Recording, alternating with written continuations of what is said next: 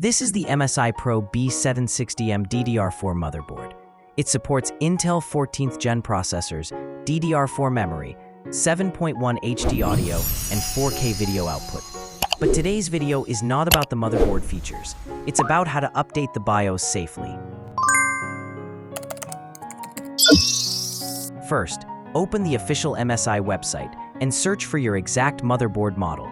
Go to the support section and select BIOS. Make sure the BIOS release date is newer than the version currently installed on your system. Now, download the latest BIOS file and extract it to a USB drive.